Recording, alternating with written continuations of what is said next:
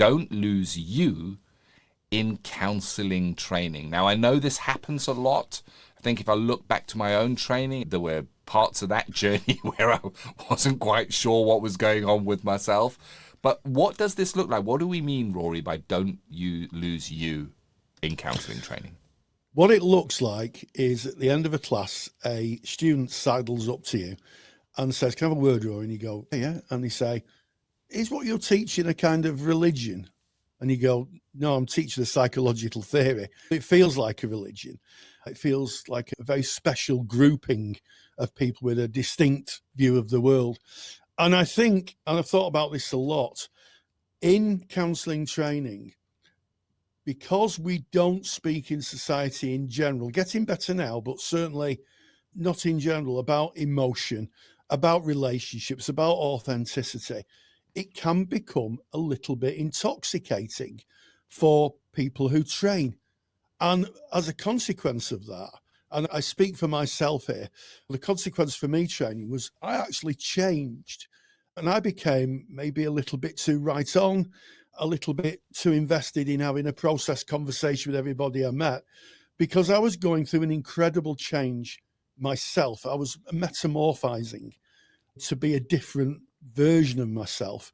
And people noticed it.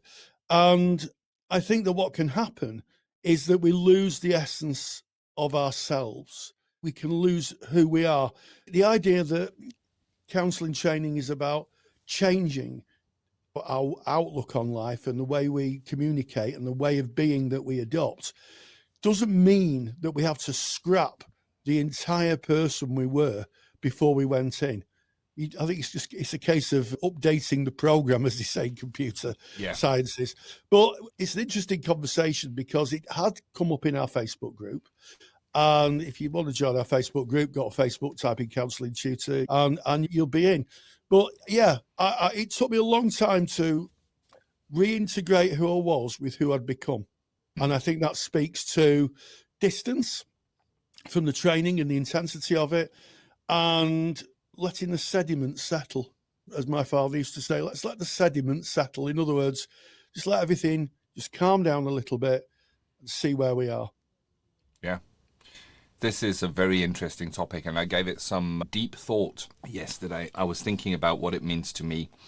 There's a beautiful story about one of the famous artists, and I'm not the scholar in art, so I don't remember who said it, but it goes along the lines of the beautiful marble statue already exists within the block of marble. You just got to take the bits that don't form the statue away, and then you're left with the core. And that's an interesting one, because this topic is don't lose you in counselling training. And I like how you framed it, because you can look at all of this and go, there's something wrong with me. I shouldn't be this way. I need to be different. Now that's different, recognizing that you are experiencing changes within your training, within yourself. Changes that are not necessarily always pleasant and uplifting. They can be hard and they can be challenging. But I think of that as more of taking away the bits that are not you than actually losing yourself, leaving the true you that underpins all of this. When we take away the introjected values, when we see through the illusion, when we realize that our frame of reference is just a single truth that is true for us, and it can be completely different for the person who sits opposite us. Realizing that, waking up to that, I think is more discovering the true you if you embrace it in the right way. I wonder what your thoughts are on that, Rory.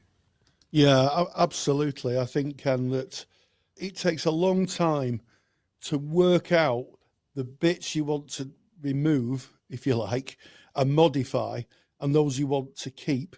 And I think sometimes, and I'll speak for myself here, it was easier to adopt a whole new way of being because, to be quite frank, I thought who I was wasn't really good enough. And it took me a long time to realize there was a huge amount of me, which was okay. It was okay. And the amount that I changed wasn't because I was a bad person or that I was uneducated. It was the training had enhanced the person I am and I was.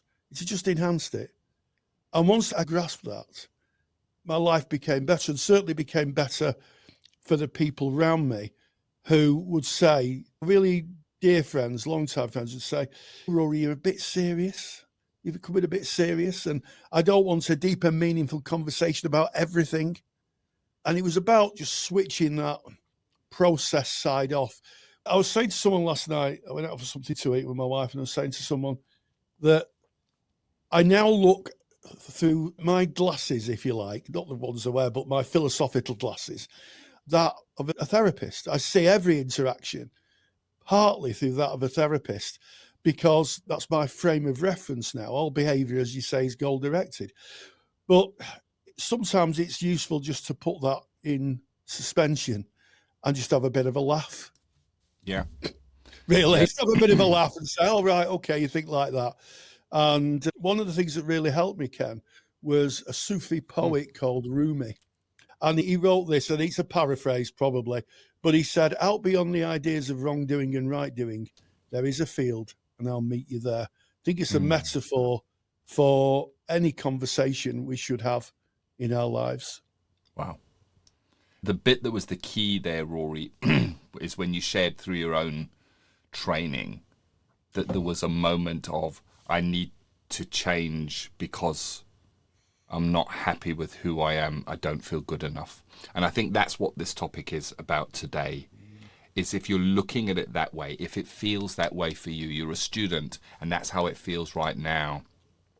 I think it's a natural feeling when we start to learn the theory and we start to learn how we ourselves have developed and what may have layered into making us who we are, to have that feeling of, I should be different, it could be different, I would like to be more like the tutor, more like that person in the class. And the truth of all of this is that what makes you uniquely you and will go with you and be the most unique thing and the biggest asset you have in your counselling career is that you are you, and that you've had the experiences that you have had.